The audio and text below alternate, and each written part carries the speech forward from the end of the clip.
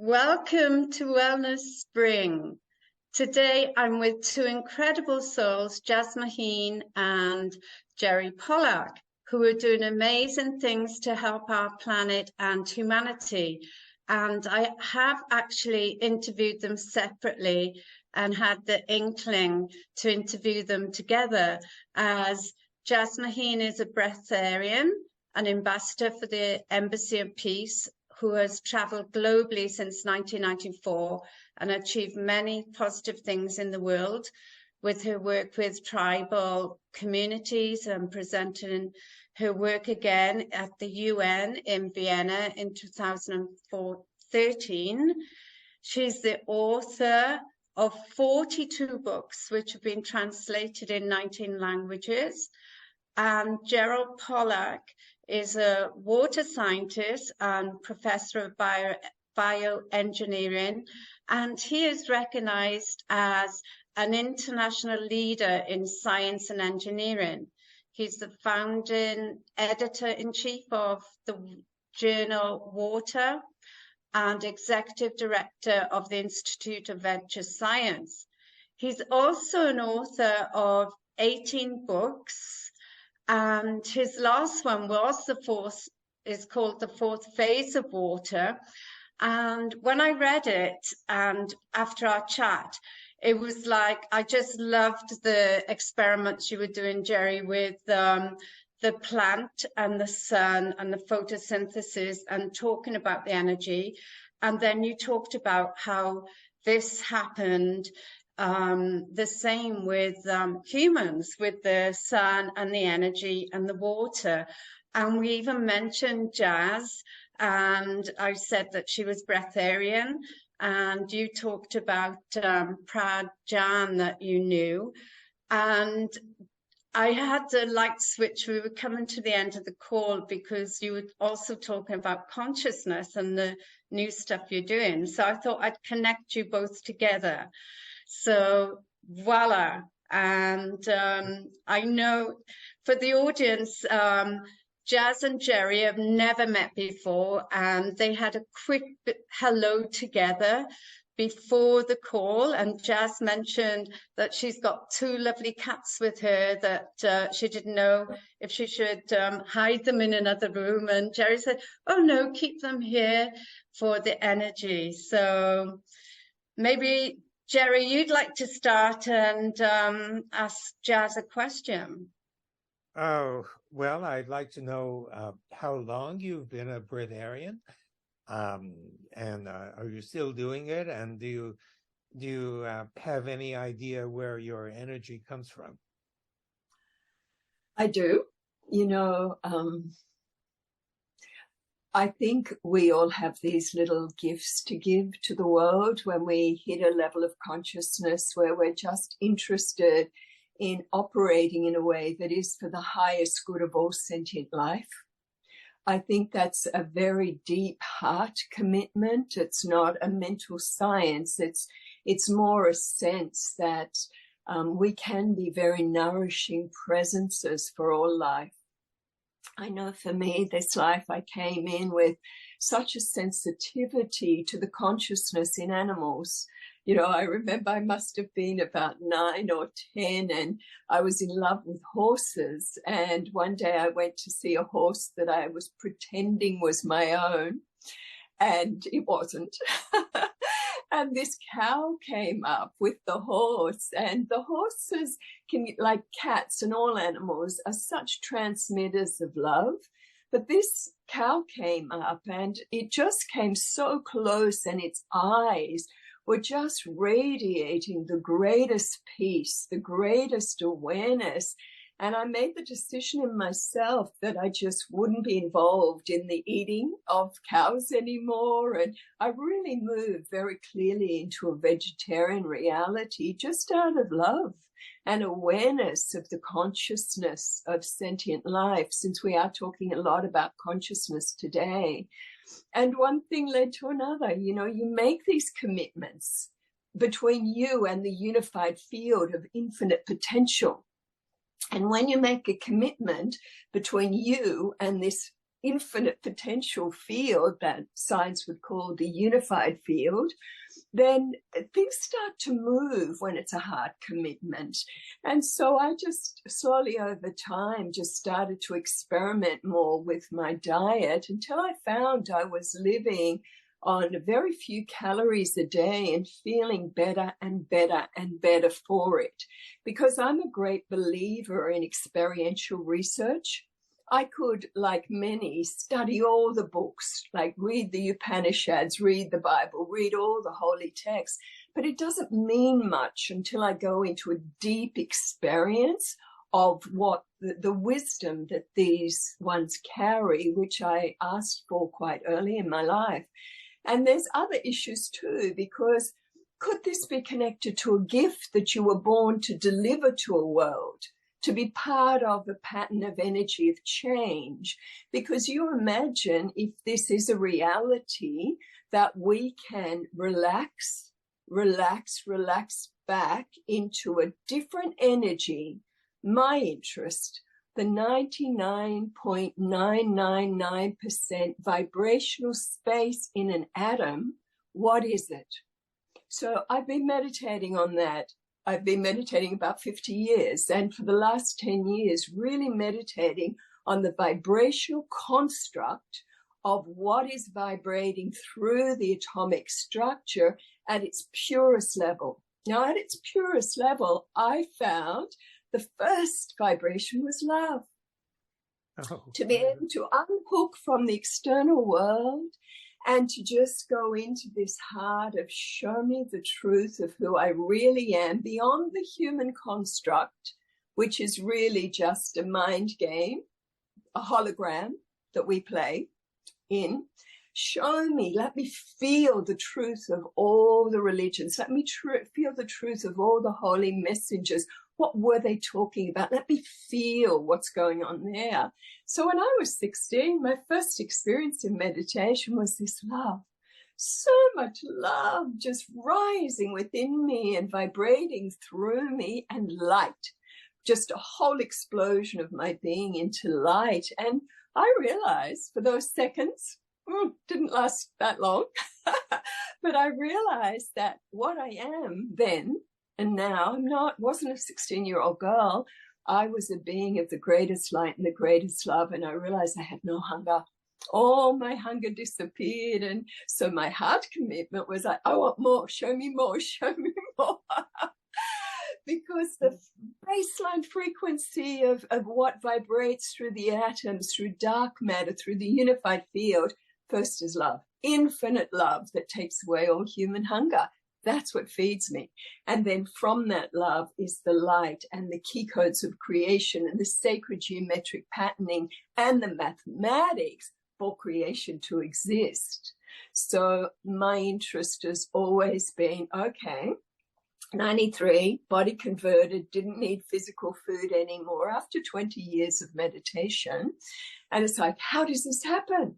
How can I explain this to others? I was very shy, didn't want to talk to anyone about it, but I actually started to have beings of light manifesting in my bedroom when I was meditating, who invited me to go out into the global stage and share what I was experientially living, which I didn't want to do, but things happened and convinced me that that was my journey, and to do it and to handle all the from people, particularly scientists and doctors, saying this is impossible. Well, see, that's where we intersect. I think it's obviously not impossible because you're doing it, and so and others have done it too. But my own approach as a scientist is perhaps a bit less spiritual than your approach, and I'm not sure whether to ask this on the basis of a question or to talk about what we found, which may have some relevance. And I don't want to dominate the conversation with a lecture on what we found, but some of it may be necessary because at the bottom line, what we found is that light is very important, not only for plants, but for humans and for all animals. We take in light, and light gives us energy. And it's not a complicated issue. It follows from you might say, from the essential principles of physics and chemistry, nothing exotic. And so when you ask the question, or when one asks the question, when your friend scientists who are not really your friends, when they ask the question as when they doubt you because it's impossible, because everybody knows, quote unquote, that you get your energy from food and nothing else, and therefore it's impossible that you could be happily existing without any kind of eating. But obviously it's what you do, and so you prove them wrong. But the question is the mechanism. And you were talking about spiritual kinds of considerations, and I would talk about considerations that are based on, I hate to use the word conventional, but based on physics and chemistry, which I believe demonstrate that there is a way that you can explain what you do on the basis of physics and chemistry, and it has to do with what we discovered about water, that water is not as simple as many of us would make out. Water's been studied for countless years, and you'd think that everything that ought to be known about water must already be known. It's not the case. So we discovered some things about water that at its most foundational level was not known before, and that is water's ability to store and deliver energy. And what, if I just may add a few words, we found that we did experiments. Oh boy, I'm not sure where to start because I don't want to be obscure. The phenomenon itself is actually quite simple, but I need to go back a bit to tell you and others about what inspired us to look, and what we found, and what its implications are for energy. So we looked, for reasons that I'll skip. We did a simple experiment. We took a container, a chamber of water, and we put a gel in one end of the chamber, and we added little particles called microspheres, little spheres that are used commonly in scientific experiments in the water. And we were looking for some region, presumably next to the gel, where those microspheres would be excluded. And we found it. And this zone of exclusion, we called exclusion zone at first, was really extensive. And it had to be that the water in this zone differed somehow from ordinary water, because otherwise, why would this water exclude?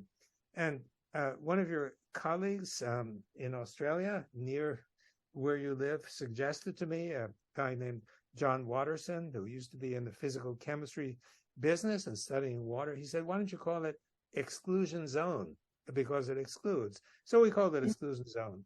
Later, we found that it had properties that differed remarkably from ordinary water. And later, so we called it fourth phase water, because it was it was different from liquid water, and it certainly wasn't solid, and it certainly wasn't vapor. So we called it a fourth phase. And now getting to the issue of relevance to breatharians, we found that this zone of exclusion, or fourth phase, was charged negatively.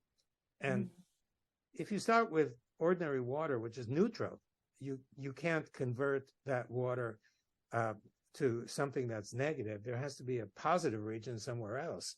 And we found that positive region was just beyond this area of exclusion.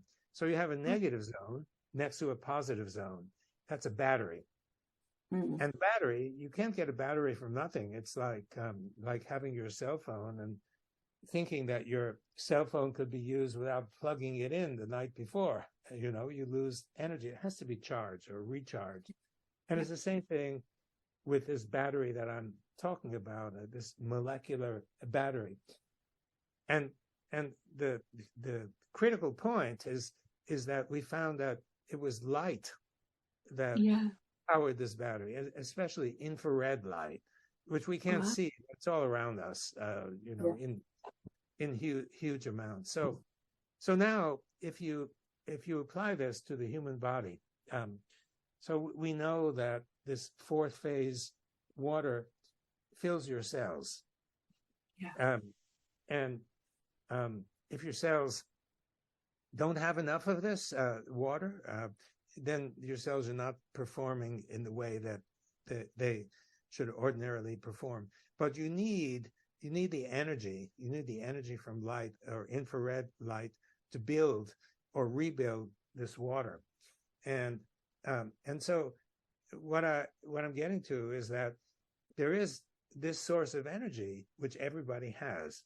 Now, we also, at least in theory, we have the energy that you can read about in the biochemistry books that comes from food, and that is eventually through a very complex pathway that leads to the production of ATP, which has supposedly a high energy phosphate bond, which delivers supposedly all the energy to our body. However, we now know that there's an additional energy source, and this energy source is the electrical energy source, and it's powered by light, infrared light. So if you don't eat, the punchline, if you don't eat, then perhaps you're missing this energy source that comes from ATP, or perhaps not. But you do have this energy source that's powered by light. And so you, as a spiritual person, may be absorbing more light, or even more light, than non-spiritual people through prayer or meditation or whatever. And so you depend, or you can depend practically entirely on this kind of energy to power everything that you need to be powered in your body. You know, if you walk, you need energy, and energy's got to come from somewhere. And you know, it's possible that one can attribute it to mysterious sources and such, but I'm a practical guy, you know, and I'm thinking that you could do exactly, or almost exactly, the same thing that plants do. Plants get their energy from light, and the first step in the photosynthetic process is the splitting of water into positive and negative, which is 100% efficient, by the way. And what we found is something that resembles so closely this first step of photosynthesis: light coming in, creating a negative zone next to a positive zone, which is basically the splitting of water molecules. In fact, I kind of think it's possible that the first step of photosynthesis is just a well-developed version of what we found to exist generically. So you may be more like a plant than you think. I think I can stop there. Thank you. Because I don't want to give a speech. No, you know, I wanted to give a bit of feedback. Firstly, I call myself someone who is source-fed, meaning the original vibration that brought creation into being is my source of food. And I've been so delighted to meet with people like yourself, Masaru Emoto, others, with the research they've been doing, because it makes my work easier when I've tried to share this with the greater world. Like when Masaru released his findings, which, as you said, he came from a different focus to you, what I found was interesting was I could say to people, look, we are so much water. Our brain, 80% water, different parts of our body, such a high percentage of the water element. Now, what happens when you begin a conscious communication with the elemental structure of what's vibrating through you. And we have different elements we're tapping into, from water to fire to earth to the external plane elements. But we also have higher elements, like cosmic fire is an element we work with, which is actually pure love. That, you know, comes back to a very esoteric feeling reality, not very left brain logical. But I love the fact that with Masuro's work and your work and our work too, that we can bring in perhaps a field of potential that then we expect you guys to prove. Well, we can't prove anything. We can only disprove. You can, yes, that's true. And what is interesting is, let's look at brainwave patterns. When human beings are anchored in the beta brainwave frequency, if you stop taking physical food, you'll die. That's just a fact. When you anchor more in the alpha brainwave pattern, your physiology begins to change. When you go permanently anchored in the theta brainwave frequency spectrum, the whole physiology of your body and how it operates is different again. So you're absolutely right. The secret to this actually is how you spend your time, because how you spend your time determines your vibration, which determines your frequency, which determines how the quantum field interacts with you as an energy construct. So what if I just sit in my body as a conscious being, not a human ego personality self, but as a vast multi-dimensional construct, and I love it that's inhabiting this form, and I lovingly say to it, body, I love you, I love you, I love you. You are an incredible mechanism, and I'm asking you to vibrate yourself, realign yourself to the original force of creation that's flowing through the atomic structure, that's flowing through the water. And I'm asking you to absorb all your vitamins, all your minerals, everything you need to be a strong, fit, healthy, self-sustaining, self-regenerating mechanism. This is my will as the divine beingness I am within you. Make this my experiential truth. Now that's a code. I'm a coder. That's programming. I spent 10 years of my life as a computer programmer, making rich people richer till I got bored with that.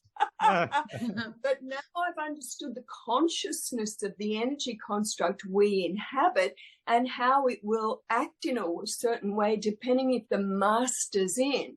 If I stay in beta frequency of doubt, and what our logical mind tells us, I can never progress to understand the magnificence of this human design and what we're actually able to achieve. But it first must be experiential, not by me, but by hundreds and thousands of people now who are demonstrating this ability, coming back to lifestyle. So we spend our time doing very particular things that allow us to move slowly, organically from a beta frequency brainwave reality to anchor into a theta zone where a whole new reality comes in.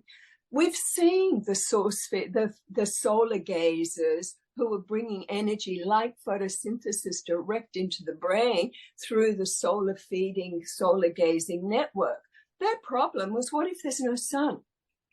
That was an issue. They can't do that practice. I've seen the 6,000-year-old tradition of the Qigong masters who are in a high vibratory field of Gaia, the electromagnetic field of Mother Nature, who can work with energy through Qigong to the degree they stop feeling hungry on any level. They're also meditating as well. And then what happens when they go to the cities? They can't maintain it because it's a different vibratory field. A city is a collection of all the consciousness blending together of all the people who dominate that city, many who aren't meditators, many who are in beta frequency of I'll believe it when I see it. Whereas for us in our world, it's like, maybe I'll try and believe it and then see what comes, or open up to the field of possibility with show me the truth of this, reveal to me the magnificence of this human design, and what are we really able to do? That's what I want to know. I don't want to play in left brain, logic, mind land, which I've done myself, but it just creates unhappiness. Even Einstein said he would receive his theories in an intuition, and then he'd prove it mathematically, which most scientists get. They've got a problem. They're thinking, what's the solution? It could be this. Einstein's theory, what was he riding on a bus and thinking of a ray of light moving? And all sorts of people talk to me about that original intuitive impulse. So my reality is what happens to a human when you are balanced, left brain, right brain, and two are working together in absolute harmony. What can we get? So what do you want to know is the first question. We're surrounded by this unified field. It's vibrating through us, the field of infinite potential. What can it deliver to us? Well, nothing till you're ready. So there are people who are just not interested in this. That's fine.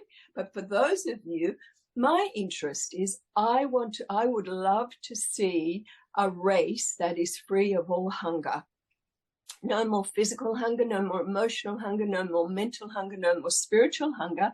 Because if we were whole and complete and hungry-free human beings, what would this planet look like?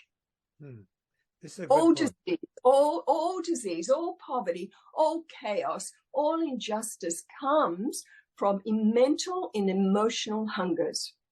The game of power and money and greed and I don't have enough and taking and subjugating and the whole system, all of that can be rebalanced when the human being can receive the right nourishment that is not dependent on anything outside of themselves, and they tap into that never-ending vibration that is actually giving us life. Can I ask you about that vibration? You know, I hear many people talking about the vibrational field and a higher frequency of vibration. Could you tell me, because I don't know it, about what is the evidence for the existence of such a field? Okay, I love this. You know what the evidence is? Is a life. No, I will tell you, it's a life filled with grace. You see, you can exist in what I've discovered in Earth is there's zones, and zones are like suburbs in a city. And actually, let's talk about it in New York City, and you're living in a basement apartment. And all you can see is through the slats in the window, feet walking by and dogs coming by and urinating or something. I've seen that. I've seen that. And we're all like, ooh. And that's a very interesting construct. And you don't have a higher picture and you're not quite sure, but you're surviving. And then you get to a point in your own life, in your own heart, where you say, there's got to be something more, but it's got to come from there. Maybe that call for more leads you to, I don't know, lightening up a diet because you were sick, or maybe doing yoga, or maybe learning meditation or whatever. But your vibration changes and you find you're actually relocated into a higher state of awareness, which is like the next apartment above. And then consciousness keeps expanding because that's in your blueprint. But more than that, it's answering the call of your heart, what you're ready for, until you actually find you're anchored in the penthouse. And in the penthouse, you're like, whoa, this world is magnificent, because you have a much higher perspective as to what is happening and why. But more than that, and your journey, you're clicking in, you're attracting from the field of infinite potential, what I call the flow of grace. And so you're always in the state of gratitude because you think something and it comes. You want to know something and somebody sends you an email with a link to the data, or a book comes, or someone is having a conversation in the cafe beside you, answering that very question. I call that grace. I call that synchronicity. So the evidence is this: as an intelligent being, You have the ability with left-right brain intelligence to create any model of reality that you want. And the question is twofold. Is the model of reality you are creating with your innate intelligence beneficial for all sentient life? Is it creating harm on any level? And does it fill your heart with gratitude? And does it fill your life with grace, where you're constantly going, oh my God, I can't believe this. This just happened. That just happened. This just happened. And you're living a life that is so joyous and so easy. And it's like, that's proof. Now, to the scientific community, yeah. But to the individual who's living that life, it's like, yep, my model of reality is working for me. And if you're hitting brick walls and life is difficult, it's like, do you have the courage to change your model of reality? Maybe incorporate more of the higher senses, not just left brain logic, but right brain intuition, and live in a way that's a beautiful harmonic. So what's happening with pituitary gland and pineal gland is they're harmonized. So the frequency coming from the master glands is activating parts of you that maybe have never had the opportunity to be activated before because of how we're constructed. Like your pituitary gland produces amberita. You can taste it. It's like cosmic chocolate, but much better. Your pineal gland produces DMT, which is what's found in sacred power plants.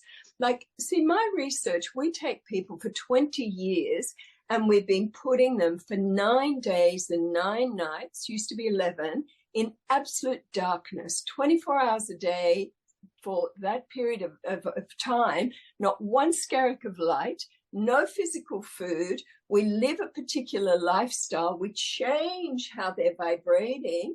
We check their bloods and everything before they go in. We check it all coming out, and everyone's healthier and happier, and no one comes out hungry. That's wow. Amazing. It's amazing. Love that. Yeah. I mean, as a scientist, I'm always, unfortunately or fortunately, whatever, looking for concrete evidence. And I hear the term all the time about vibrational frequency, and we aspire toward a higher frequency. And as a scientist, I look for concrete evidence for the. Yes, you have to. Yeah, that's your fault. I'm just wondering, do you think eventually, I know you're convinced that it exists, I'm just wondering if eventually you think there may be some method of measuring it to confirm that there is such a thing? Yes, there are. I mean, see, we use methodology of confirmation that still isn't accepted scientifically. Like I like kinesiology. And one of the things that I test with people or check with people is how to check truth for you. What's higher truth for you? Because you're the one you're proving it to. Freedom comes to you when you've lived something. We don't have to prove it to anyone else. And first we prove it to ourselves. So one of the things we use is to check people's current physical body prana percentage to see if it's even safe for them to do this. And one of the methods you can do is watching the breath and how you're being breathed when you make a conscious statement, whether you know it's true or not. So a conscious statement may be when checking your prana percentage, okay? So don't change your breath. Just watch where it goes. We are being breathed by something. When we are in alignment with that something, that essence, pure essence, it lets us know. My cat is making noise. But this essence lets us know we're in alignment by how it changes the rhythm of the breath. So you make a statement regarding prana, source energy. Source energy currently provides more than 50% of my physical body nourishment. Now, that's a long statement, but it's been said into the field. So then you just keep focusing more than 50%, more than 50%, more than 50%, and see where the breath goes. Now, for me, the breath goes right down to the belly because that's a truth. For others, maybe the breath goes because that's not a truth. So this is fascinating to play with, to make a statement as if something's real, even if you don't know it is, and watch where the breath, that very force that gives you life, is going to confirm a yes or no. And that's how people take themselves through this, because you must keep your body safe. Now, if I get, say, my physical body prana percentage is 80%, which is great, and that's determined by how I live my life and spend my time, what I'm giving time to, because everything gives you energy. Like the greatest source of energy, quick retuning, is go walk by the beach for 5 minutes. Go sit in the ionic structure of the ocean, and you're like, whoa, the wind, all of that powerful restructuring so quick. That's Mother Nature chi, and that's the effect on you.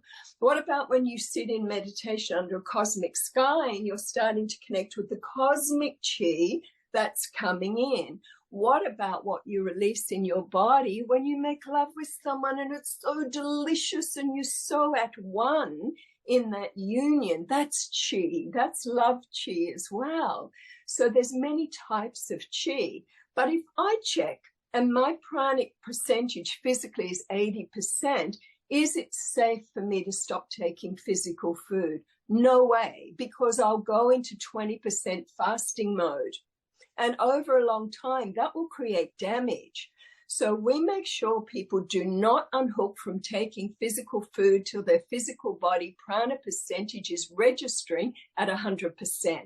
Now, if you're doubting the kinesiology check of breath, go and hire a professional to check with you.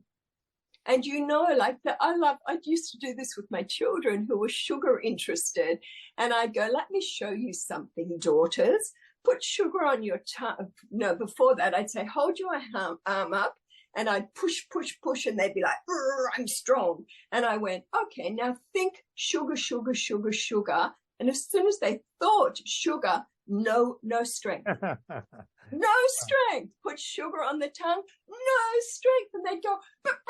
And it's like, honey, you're as weak as can be because your body is saying, this is poison for me. No strength, lose your strength. So that's another kinesiology check. But again, people may not even believe in something like kinesiology. Well, applied kinesiology is used, at least in this country, by various physicians, including my own. And Dietrich Klinghardt, I don't know if you know. No, he uses it. He's developed it using a system that includes some mirrors and such, and polarizers, using biophotons that come out, and often using a third person as the intermediary to measure the effect, because if it's someone who can do it objectively and can measure the difference between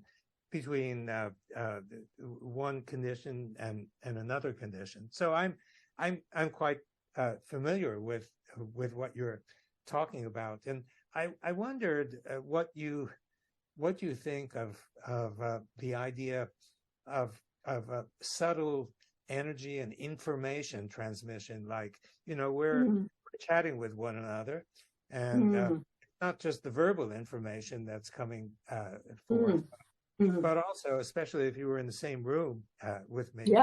It doesn't matter if you're in the same room, but information, subtle information. And I'm asking you this because I think I know the answer, how you're going to reply, but I think we have a physically identifiable mechanism to explain it. And so do you think, do you think this is real, or do you think this is nonsense?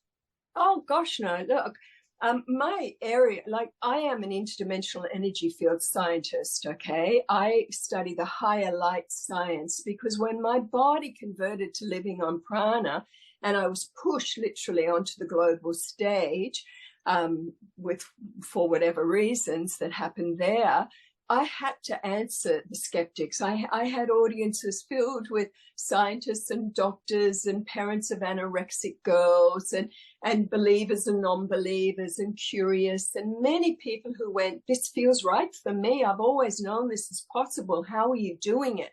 So I had thousands of people in the audience with all sorts of models of reality. And so for me, it was also like, okay, you've got to give me the science of this. And the science I study is called the science of matrix mechanics. Now, matrix mechanics is about the merging of membranes. Like here we are, a vibrating field of intelligence. We're not just physical, but we have the emotional construct that vibrates out from the physical, the mental construct that vibrates out further from the physical and the emotional. And we have the etheric construct that vibrates even further out again. We have the heart chakra, we have the meridians, the whole chakra system, the energetic construct, the acupuncture meridians. All of this is very, very interesting. But we are a vibrating system of energy. So I am vibrating at a certain frequency spectrum. You are vibrating at a certain frequency spectrum. When we come together, we start to infuse each other to the degree that we are open. Maybe you are only open to take in 10% of the commonality of vibration, but I'm also infusing things as well, intuitively and vibrationally. So we can have a partial merge, we can have a deeper merge. We have a deeper merge when we are vibrating, we draw to us. See, to me, energy expands, attracts like frequencies, then returns to its original source point. So we are, that's a universal law. It's a law of cause and effect as well. And it's just how energy operates. So I will attract to me certain people with whom I can have an exchange, but I can control that. I can also say, only introduce me to people with whom I can have a mutually beneficial relationship, because we all have a gift to give. I have a vibrational pattern they can benefit from. They have a vibrational pattern to benefit from. And I am only interested in mutually beneficial relationships that are up-leveling the whole.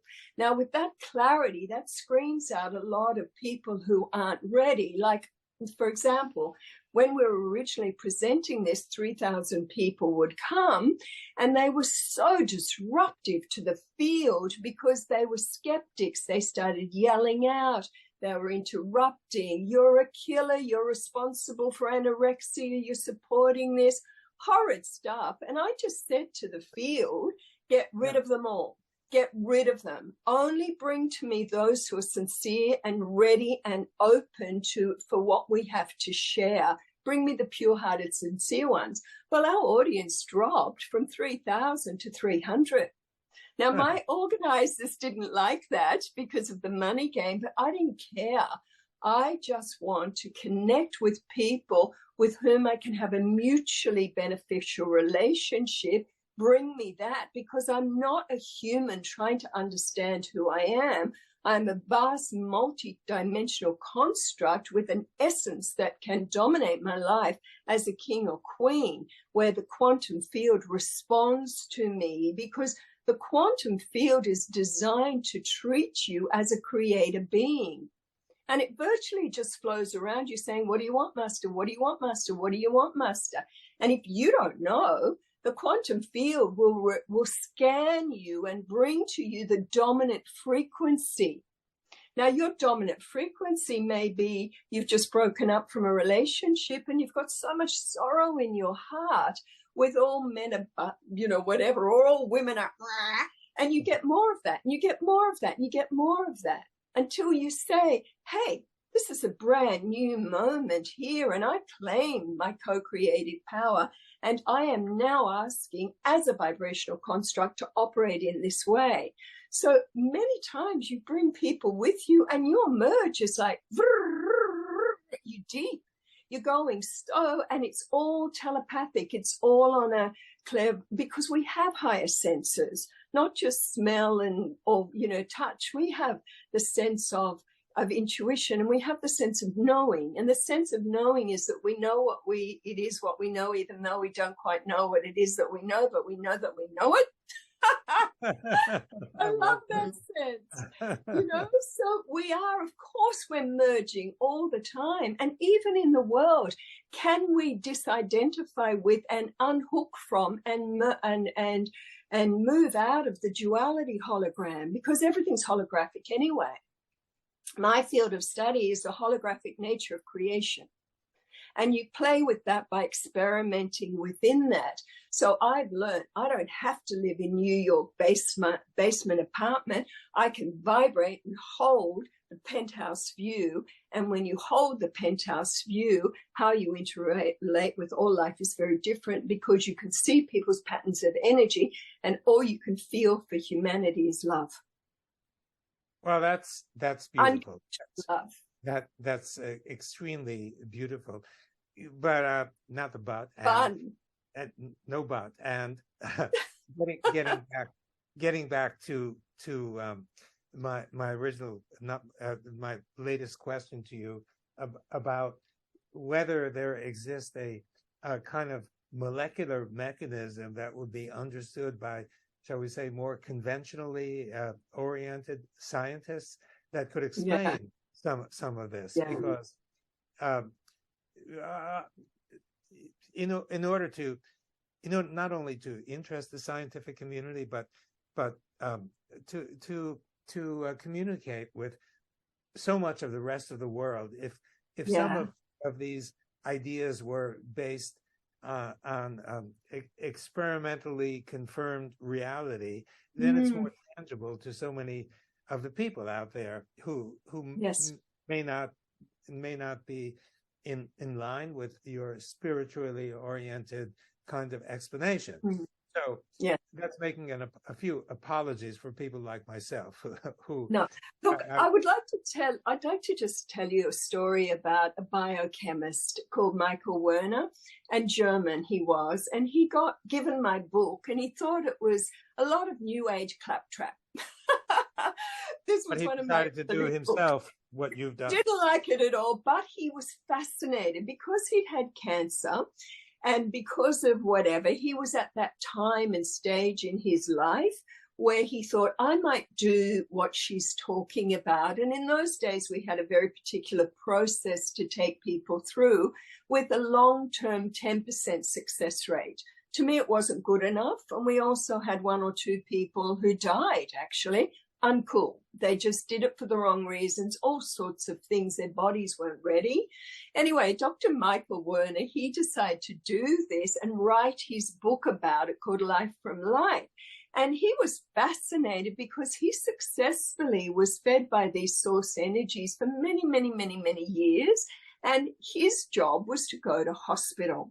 So he went to a hospital in Austria and a hospital later, I think in Prague, and went through all this machinery and hookups and readings with all the machines they had to measure what was going on. And both hospitals refused to release their findings. We've had this time and time again with people saying, I'm here volunteering for experiment.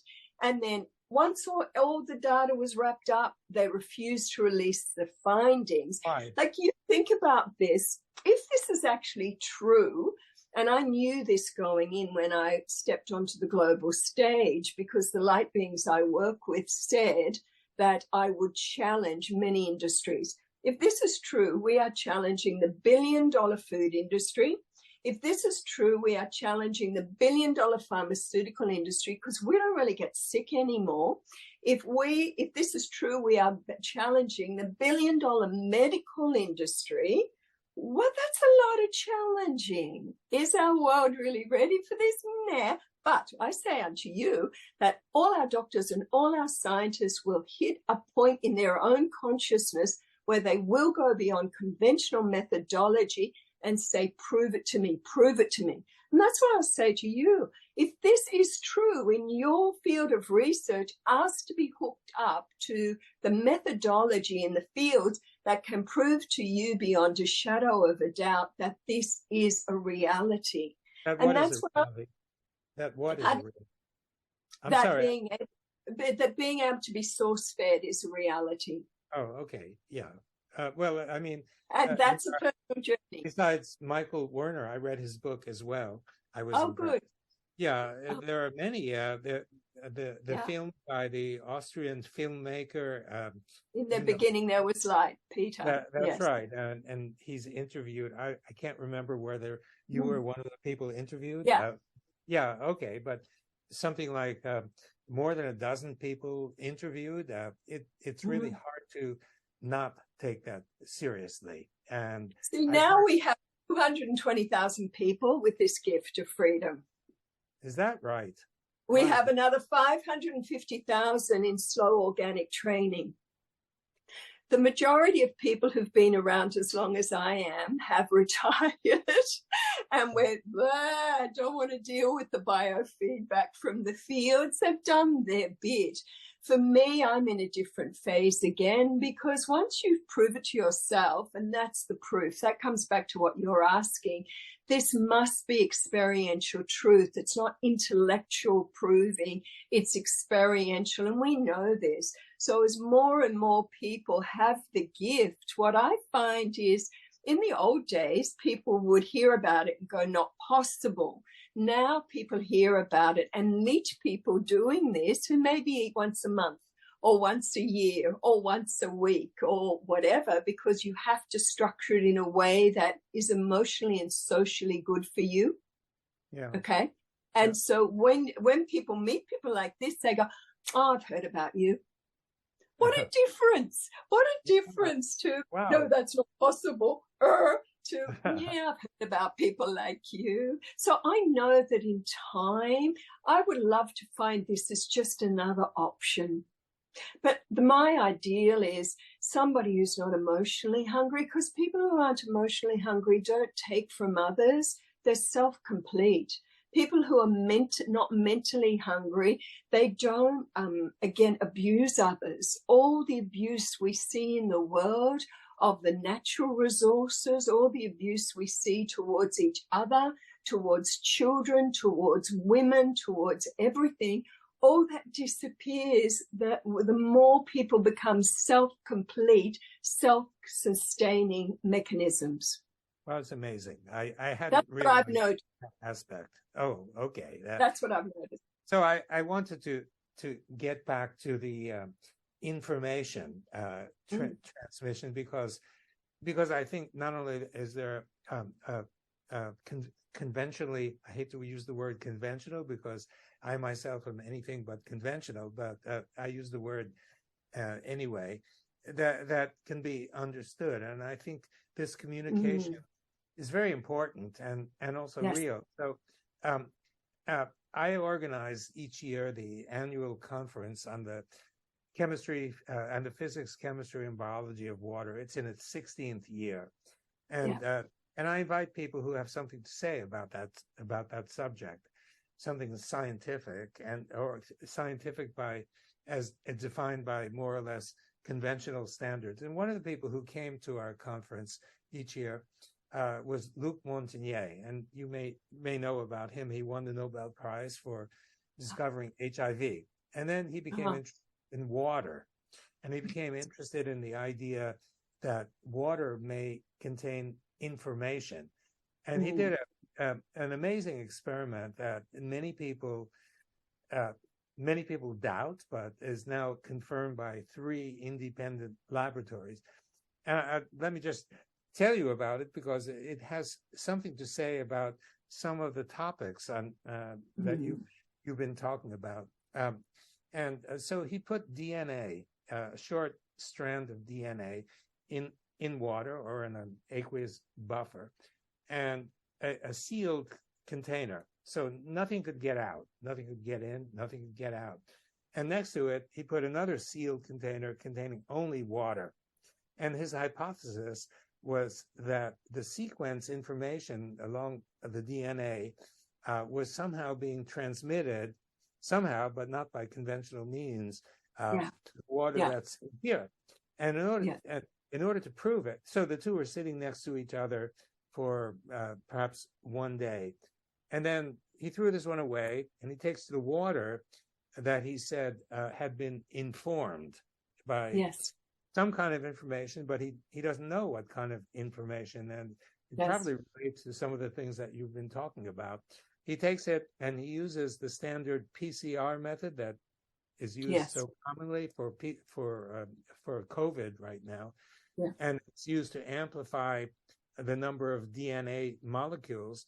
And so it's easy to analyze what you got. And he found that what he got, the sequence of new DNA that he got from this was the same as the one that was sitting next to the vial of water, not communicating in any way, except by kind of subtle information. And that result amazed not only all the people at the water conference, but many people around the world, some of whom just dismissed him with the wave of a hand saying, I don't care if you won a Nobel Prize, this is nonsense. It can't be correct.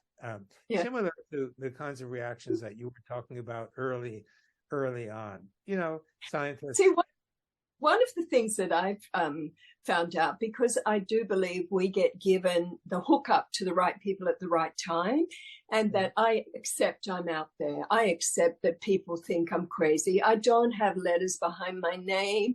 One of my early complaints was I wish I had have studied to be a doctor first and then a priest and then went on the global stage. But it was just a normal woman living in a certain way that had this ability. Anyway, normal. No. Hardly. Gifted in so many ways. Well, I've always met up with the right people at the right time. And one of these people is Nassim Haramein.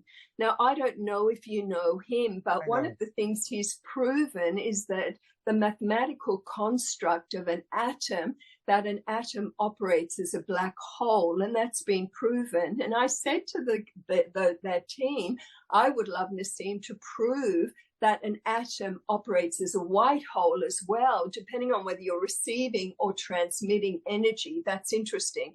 But Nassim was pranic, lived on pure source energy for 3 years. So here is a scientist with a wonderful experience. And he said, see, what happens to your body when you are source fed is instead of 60% or 70% of your energy involved in digestion, you eat, digest, energy drops, you're going directly. You're getting the same energy from Mother Nature Chi, Cosmic Chi, Solar Chi, also to love vibration, essence Chi. So we're working with a lot of Chi fields. So you're going direct. So if you're not spending this energy in digestion, you can spend it in other ways. One of them is massive mental clarity. You start aligning your human mind with what I call the mind of supreme intelligence. And Nassim said this was incredible for his creativity and what he was doing. So he spent 3 years being fed like that to access massive creativity. The problem we have is that you get so energized with this frequency that you stop sleeping. Now, when you stop sleeping, like I've had years and years without sleep, is you miss the dreaming. Excuse me, years without sleep? Years without sleep. I would lay my body down to sleep, and 10 minutes later, wide awake, and it'd be like, body, I just put you to bed, and it would say, well, I'm not sleepy, am I? And so I got tired of that. You see, we can play with this. We can take our energy up, we can drop our energy down, and we can use physical food now and then to drop the energy because we're vibing too high. Like if I wanted to sleep, I would maybe take a potato, which is a root vegetable, and immediately I go into digestion and I'd sleep for 2 hours instead of 10 minutes, for example. So we experiment all the time. And for that time, Nassim was just not taking physical food because it was great for him for creativity. But a lot of people will go into this. They'll gain the gift. They know it's possible. The only way you know it's possible is by living it yourself experientially. But what comes with that can be too overwhelming, because it's like you are aligned to the most amazing superconductor of energy, of a computer, of a mind, where your clairvoyance, your clairaudience, your telepathy, everything just goes, that it's too much. You can't handle it. Do you know what I mean? Like when I first went into this, I could read everybody's mind. Oh, horrible. To walk down the street and be able to pick up on the human thought forms. It was like I had to learn to shield myself. I had to say, I do not want to talk to listen to connect with anyone who is not vibrating on a frequency of the greatest love and wisdom for humanity. Tune me to those channels. So it's like selective channel changing. There's so much you have to learn to deal with, because for me, when someone would sneeze, it was like, and they'd be across the room, it was like a psychic arrow, bomb into my field. I became so sensitive. My smell was overwhelming. I had to work with toning down some of my senses. And eventually you can just go, oh, it's all too much. And so you'll change the way you're vibing to just be able to be more normal in this world for a while. So you can go in and out, but you end up realizing that it is a superior way of being, and it is a superior way of being simply because the energies you are tapping into on a level of creative potential and creativity are just so fascinating that most of what's going on in the world is just like, yeah, I know that boring, same old, same old. Tell me more, show me more of the holographic construct of all of creation. Show me of how universal laws operate. Show me the truth of all the holy messengers, what they're talking about. Let me experience this. Let me have this as an experiential truth. And so because your underlying motivation is that you operate in a way that's for the highest good and nourishing for all sentient life, you immediately attract another level, which I call grace. Because the unified field will, because like my interest in the unified field and the vibrational construct within an atom is its attributes. Yes, pure love, infinite light, so much wisdom. But what I love is benevolence. Oh, the energy of benevolence, because this vibration of benevolence is flowing through our atoms. Like I feed, like how it works is you have a cell, and this essence energy that is benevolent, loving and wise, it flows through a cell like wind through a tunnel. And every cell has these filaments when you look with your third eye. And so as the wind of essence, of infinite potential of the unified field vibrates through the atom, through the cells, the filaments on the cells inside go and take what they need. That's how I eat. I don't eat from sunlight. I don't eat from photosynthesis. I don't eat from anything external. I have this restaurant, the vibrational essence ocean vibrating through, and I've instructed the body to feed from it in the right way. See, then you have an issue of weight. You have this reality that if you stop taking physical food, you're going to lose weight. And because you think that, you will. What if you surrendered the weight of your body, of the biosystem, and you ask that essence energy to make you the perfect weight it wants you to be? Suddenly, for me, when I did that, I put on 6 kilos. In 3 weeks. 3 weeks, 6 kilos. Wow. I'd had children and I could never put on weight after my kids were born, no matter what I did, because I was choosing a vegan raw diet anyway. But when I stood and with a real heart of surrender, essence, it's ridiculous. It's your body. Make me the way you want me to be. 3 weeks, 6 kilos. I didn't know the body could do that. Shocking. May I ask you the experience? What moved me, and the many things that you've been talking about, is your ability of walking down the street and receiving information from all of the people around you, of which you didn't expect to receive, but you received it anyway. And so my question to you is, pardon? It was too much. Yeah, okay. My question to you is, do you think it's possible that the information that you were receiving is something similar to what I was describing from that it could be in the water that's inside your body is receiving information? Yeah. See, in my early books, one of the things, because it was like, I want more scientific proof, so I wrote a book called Ambassadors of Light. And I find the quantum field always brings me the right research, connects me with the right people when I'm ready, when they're ready. And there was a book written on scientific experimentation on Qigong coming out of China. They were able to do things like they could, just by focusing, move pills out of a bottle that is sealed to come out of the body and transmigrate through the solid structure of the bottle into being beside the bottle, not on the bottle. They were able to have children, and they still do, who can read by standing on a book. How can you read by standing on a book? That's interesting. Their field of experiment, like I realized, what if I took a bottle of vitamins? This is very cheap. If I took a vitamin in bottles and I just hold it to my heart, and with love, I connect with the elemental structure of what's in the bottle, and I ask my body to absorb whatever is in that bottle that's for my highest good into itself. Yeah. Why not? What if I took water, and that began my experimentation after what Masaru was sharing. What if I take water and I just hold it to my heart, and the first frequency of contact must be love. And so I just hold it there, and it's like, water, water, water. I love you. I love you. I love you. I love you. Element of water. I love you. I love you. I love you. I love you. I love you. I appreciate you so much, and feel it. You got to feel it. And then say, I am now asking for the change of the molecular structure within this water to go into the frequency that is for my highest good and for my body as I ingest it. The whole structure of the water changes. Masaru proved this with people standing around lakes and polluted areas and just sending love into the water, and the water cleaned up and all the pollution went away.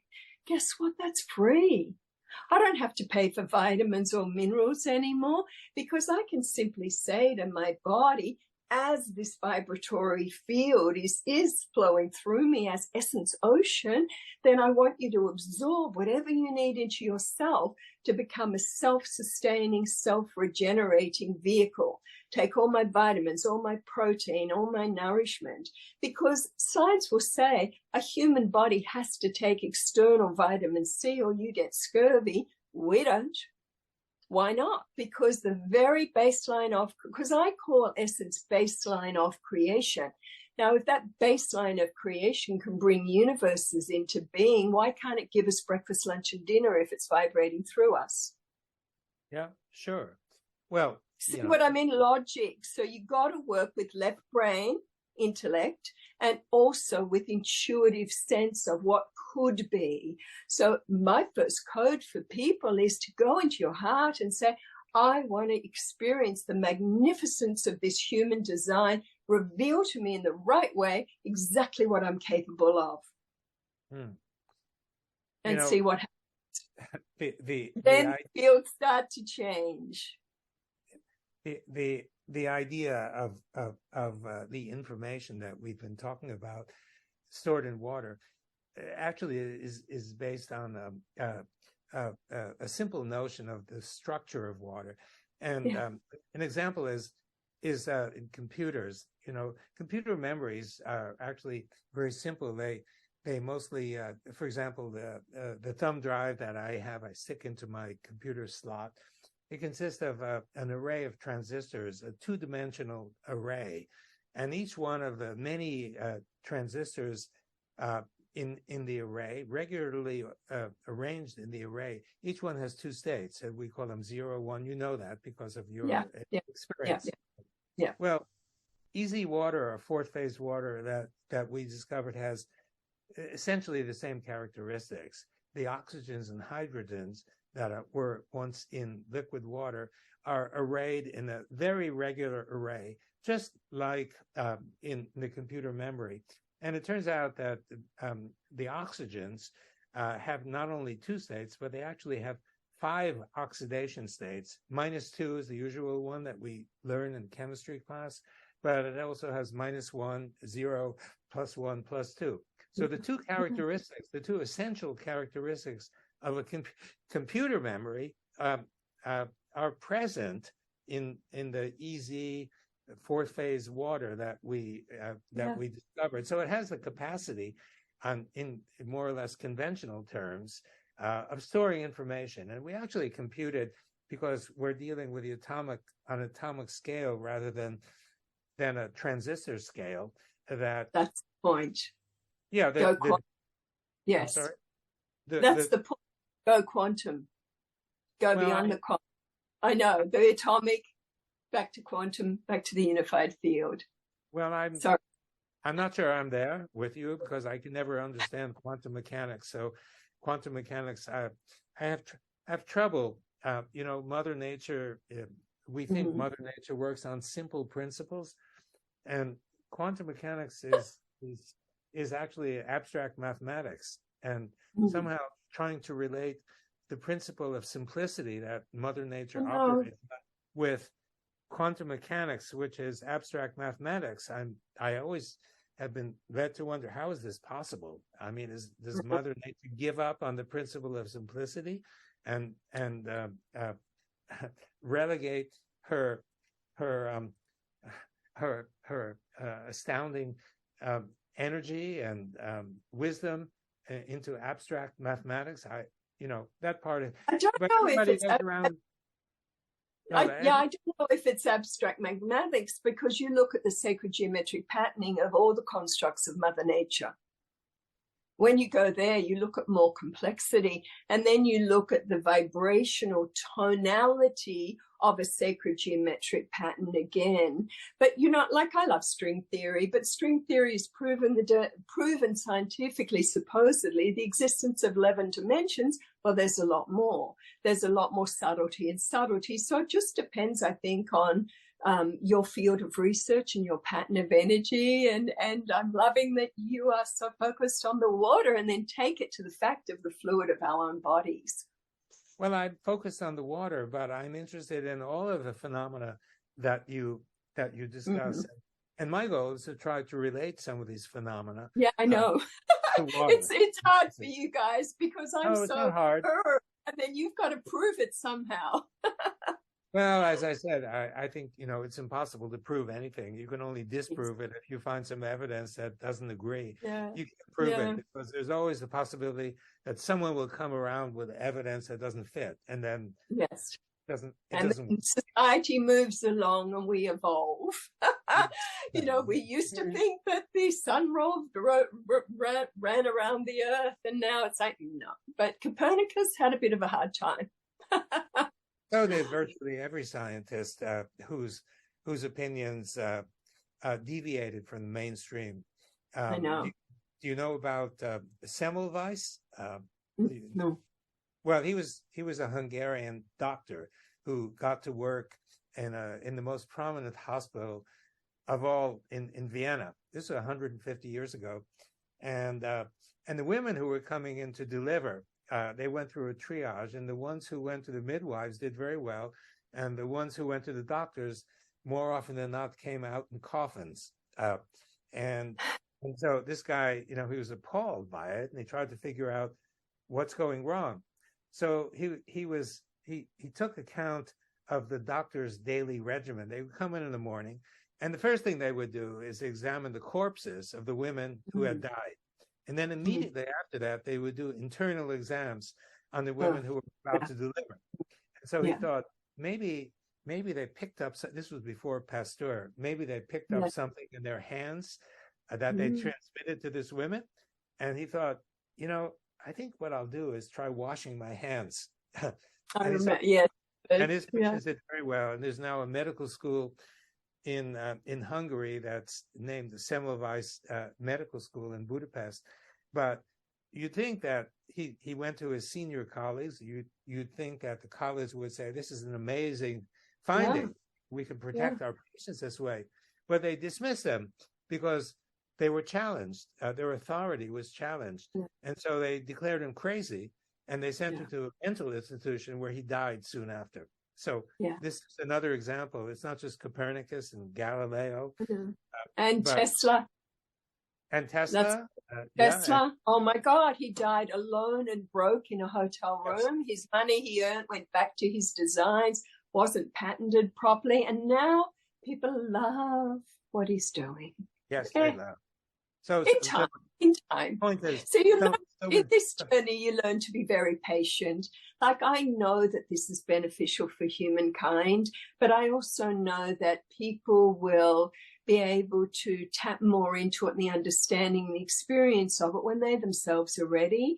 And I know that there's a level of scientific inquiry that cannot go further until people are prepared to go beyond left brain logic and accept right brain intuitive senses as well, to be able to receive it there and then prove it, which many people I know now are doing. So yay, we're changing. Yeah. Can I just interject for a second? So, I know that Jerry's doing lots of work with consciousness and water, and even has healers sending energy to the water test. So, I would like you to share some about that. And I just wanted to share as well, because the two of you have covered so much things. When I was a child, I was clairvoyant, clair everything. And like you, Jazz, I was picking up on everybody's thoughts and everything, and I didn't know how to deal with it. So luckily, my mother taught me, because she was clairvoyant, how to stop it. And then I know at one stage you said you thought you might be schizophrenic, and I worked as a registered psychiatric nurse. I was doing my student training, and I got a psychiatrist to interview my mother and I to see if we were crazy.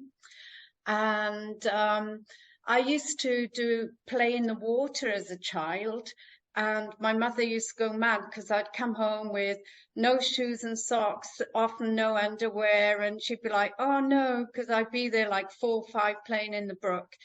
And that was my true nature. I was happier with the spirit world and speaking to them. But then I got a message recently to stop and do all the scientific stuff. So I am a Psych-K practitioner, advanced practitioner. I'm a Reiki master and teacher, and so forth. And because people wanted the science behind it. And now it's like, go back to being a 5-year-old and just be free, tap into that freedom. And this is why I'm traveling in nature. But I really wanted you to get together, because I'm not sure what's going to evolve from it. But Jerry's doing the research, and I think it'd be good to know what you're finding with the tests with healers and waters. And also it was good, Jazz, that you clarified on a scientific point of view that you don't necessarily get your light energy from the sun, because you do the dark room retreats. So as a scientist, Jerry, with the experiments that you're doing with the light, I'd like to hear more what your thoughts are over that. And I know we have, because I was going to say, on the latter point about doing experiments in the dark, the infrared energy is really what provides the energy for all the things that we've been talking about. That's what we found anyway. And infrared energy, of course, comes from the sun. That we feel it as heat from the sun, and 50% of the sun's energy is infrared energy. So, however, it's not the only source. If we have a completely dark room, Jazz, for example, you're in your room, turn off all the lights and close all the shades on the windows so that not even your cell phone camera can pick up anything, and even you with the many gifts that you have can't see anything. if you have a camera with an infrared sensor, that is an infrared camera. So instead of the visible light sensor, it has an infrared light sensor. You get a beautiful image of you and all the plants on the wall and the picture that's sitting on the wall, because everything is generating infrared energy. So the energy that's required to build this kind of a fourth phase water, which I think is critically important in everything we do. We haven't had a chance to talk about that, but that our evidence indicates that that's the case. That energy is available. So, your question about the dark room, I think it doesn't matter if you're in a dark room or if you're living in a cave. The infrared energy is always present, and you also get more of it. You get some of it from metabolism in your body, which generates heat, which is essentially the same as infrared energy. And you can also get it, of course, from immersing yourself in a sauna. That heat is essentially infrared energy. And if buildup of easy water is really important for your body's actions, you get plenty of it if you go into a sauna. And that's why people feel a whole lot better after they get out, because it builds easy water, and easy water is absolutely essential for everything that we do. Now, your other question about the healers. So we've come to recognize that healers possess either their own energy, or more likely that they can transmit the energy from somewhere through their body to heal somebody. And I think Reiki is one example. So we have interest in trying to determine whether that occurs, whether the substrate for all of that is water, because we're filled with water. As you said, the brain is 80%, the rest of the body maybe 70% by volume. But if you were to line up all the molecules in your body one by one and start counting them, you'd find that more than 99% of them are water molecules, because in order to fill that 2/3 volume, the water molecules are tiny, and therefore you need a whole lot of them. So if you start counting, you'll find that 99% of your molecules are water molecules. So the water is really important. And there, for that and various other reasons, we have the hypothesis that the healing energy is somehow transmitted and the receiving substrate is water. Yes. And so we're testing that in the laboratory. We invite healers to come, and the healers will then project their energy or transmit their energy to the water. And then we have 5 different ways of measuring the physical chemical properties of the water. So I know it sounds rather conventional according to your standards, but that's what we do. And other scientists will listen if we find something. So far, we're still in preliminary studies. We're still refining the methodology, because we don't know. We haven't known exactly, should this container of water be open or closed? Should it be, what kind of water should we use? What duration should we keep the healer connected with the water? How should we instruct the healer to project their energy, and so on? So I can't say that we have any definitive results yet, but we're working every day on this, and I hope within the next month or 2 we may have something to report. So I hope that answers the two questions that you asked, Beverly. Thank you. I'd like to add, though, too, to what you were saying, Jerry, is the further along I get in my research, the more I realize I know absolutely nothing at all. Like the rest of us.